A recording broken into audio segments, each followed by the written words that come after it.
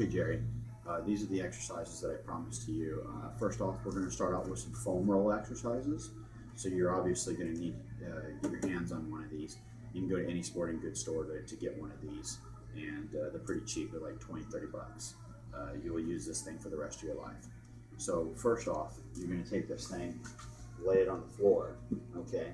And the main areas you need to work on are your back, your low back, your upper back, and your hips, and then the fronts and the backs of your thighs. Those are the main areas you need to work on, and probably a little bit into your shoulders. So I'm going to kind of show you how to use this thing. It's real simple. So if I want to get my low back, I basically get this into my low back, and I put my body weight into it, and I roll back and forth. Now if I want to get one side more than the other, I just move into that side. If I find a trigger point, like a tender point, I can hold the pressure for about 7 to 10 seconds, and then I can move into another one and maybe go opposite side. Chances are you'll find trigger points there too. 7 to 10 seconds, and then go back to the middle and roll a little bit.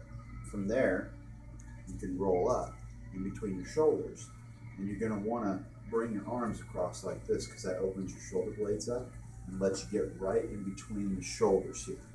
So you can roll through there, and again, you can roll to one side, you can roll to the other side, basically to get those knots.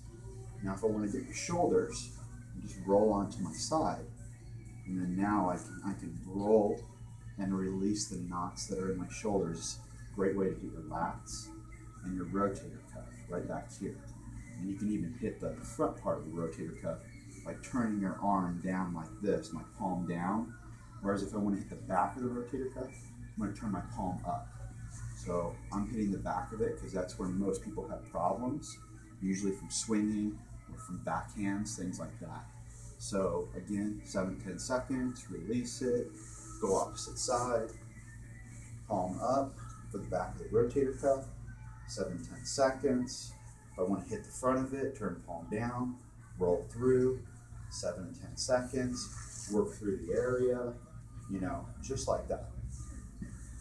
Now, if I want to hit my hips, I've got to get on the hips. So the best way to do this is to figure 4 your leg, lean into that side, brace with the arm, and roll the hip. So now you can get all throughout the hip. You can roll down a little bit. You can go to the side a little bit more and hit that area. So you're basically going to do this on both sides. So clearly, to get the opposite side, you'll have to plant with the opposite arm, figure 4, roll through there.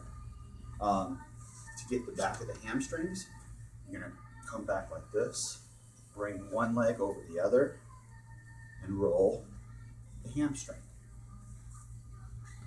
And then to the opposite side, opposite leg over the other, roll the hamstring. It's kind of tough to get the hamstring, but you can get in there and work it a little bit. It's actually easier to get the front, the quadriceps, and the hip flexors. So the way you do that, flip around, come right here, get on the hip, roll through it. Same thing, opposite side, roll through the hip. So you can see I'm pressing into it and rolling into my hip. Now I just come up further for the front of the thigh. Same thing, roll through it, find your knots, opposite side, find your knots. One last important detail. The sides of the thighs, the IT bands. They're very important, you gotta get them. So, on the side, and roll your IT bands. Now if that's too much pressure, take your opposite leg, brace, and use that to help create a little lift so you don't put all the pressure into your IT band. And then again, you're going to flip over, do the opposite side just like this, just opposite position, mirror image. So go ahead and stop that one.